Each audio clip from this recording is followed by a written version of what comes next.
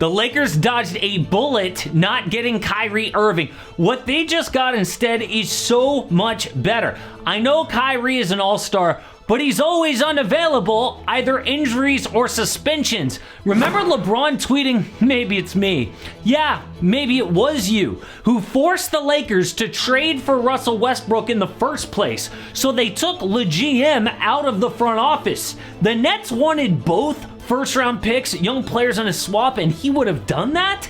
Instead, they got this: D'Angelo Russell, Malik Beasley, and Jared Vanderbilt. The Jazz get Russ and a role player with a protected Lakers first-round pick.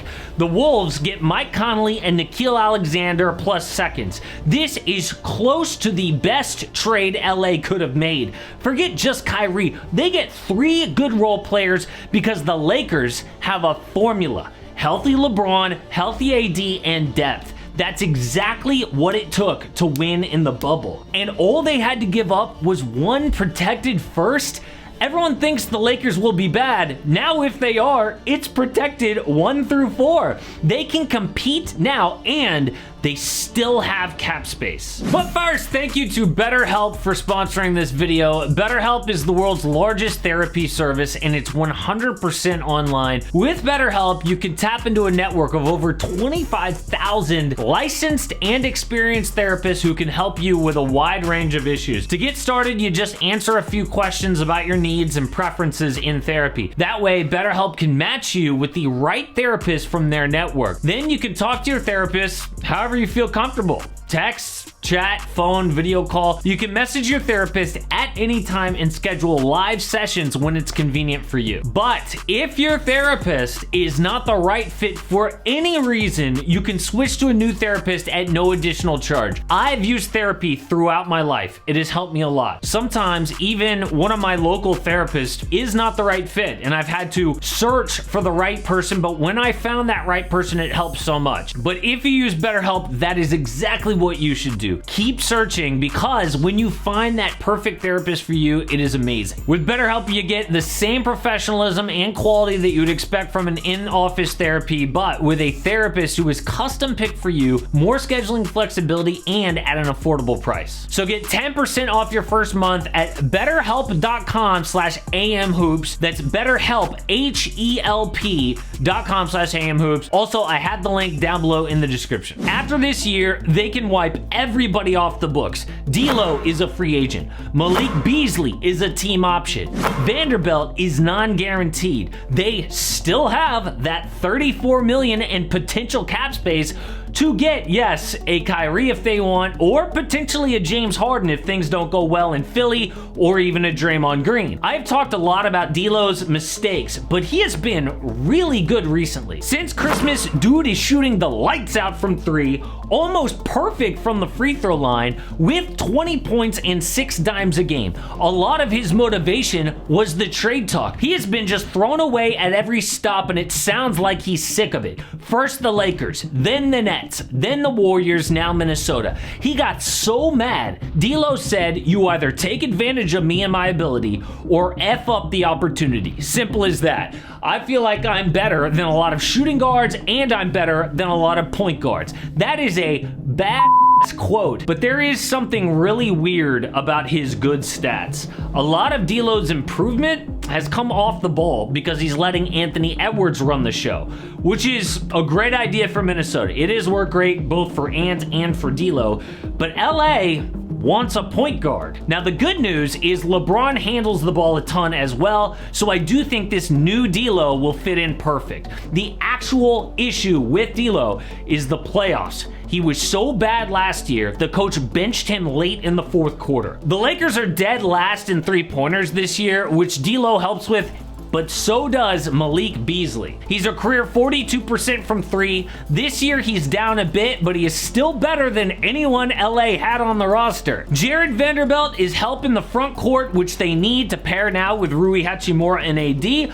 Mostly defense and rebounds because his jump shot is inconsistent. LA could be a contender because the West is wide open, but of course, LeBron and AD have to stay healthy. After seeing LeBron break Kareem's record, the dude's body is still like somebody 10 years younger. And now the front office has got the depth to back him up. Of course, we're all a little worried about why AD was like sitting down and pouting when LeBron broke the record. Let's hope that was no big deal and they can move on from that. But Russell Westbrook is finally free. After fans saying Westbrook to his face, getting benched and not complaining, he will be bought out by the Jazz. So many people have said that Russ might never play basketball again. Why would a contender want a non-shooter making $40 million?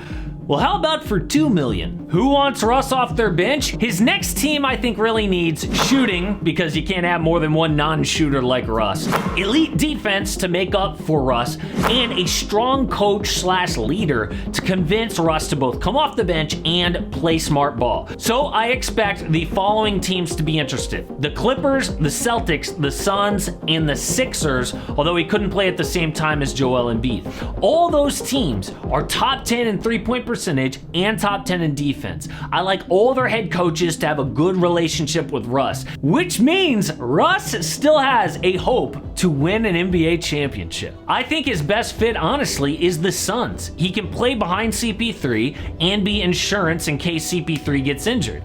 But please, Clippers, do not sign this man.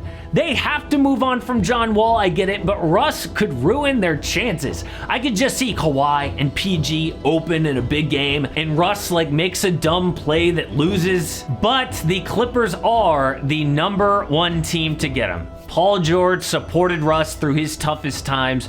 Russ is the kind of player that they hoped John Wall would be, a downhill player who can score and distribute.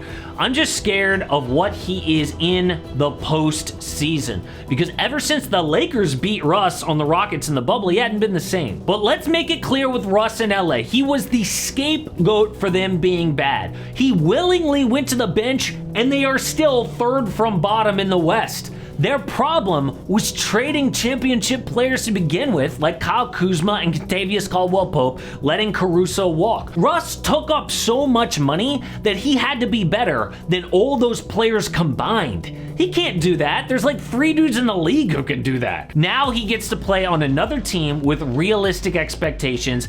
I predict by the end of the year, Russ's reputation will be 100 times better. The Timberwolves upgraded. It's about unlocking Rudy Gobert. The NBA is laughing at them for overpaying for Rudy, but they got Conley because he played 3 seasons with Gobert. They already have chemistry on the offensive end. They're good in pick and roll, and they'll improve from 20th in offense. D'Lo is shooting well, but Conley's a career 38% from downtown. The big problem has been a lack of leadership. Cat's not a leader. Gobert can be passive aggressive. Anthony Edwards is just too young, but Conley is a vet with playoff experience. They're sneakily 3 games behind the 3 seed. This could be huge down the stretch. The Jazz add the Lakers pick to a gigantic collection. Danny Ainge fleeced Minnesota for Gobert, getting 4 firsts and Walker Kessler. This Laker pick is one of the most valuable in the NBA. LeBron is 38, AD is brittle. Most people don't have faith in their front office, who have been historically awful. Now, it is protected, which is a huge win for the Lakers, but the Jazz have 15 first-round picks now. That puts them up there with OKC for the most in the NBA, and I don't expect them to actually use these picks. What they will do is wait patiently for the next superstar to demand a trade and then deal a ton to get him. They're ahead of schedule, good already with Lauri Markkanen, Colin Sexton, Walker Kessler. What the group is missing is that #1 type player who can win a chip. Danny Ainge now has the ammo to get that deal done. But the next gigantic deal in the NBA would be if Kevin Durant actually left Brooklyn. Of course, there are plenty of rumors about this. There's not much time in the deadline. By the time you're watching this, maybe the trade deadline already passed. But what will happen this offseason? We are one bad playoff series away from KD demanding a trade again. So I made a video breaking down all the teams he could end up with. Check it out.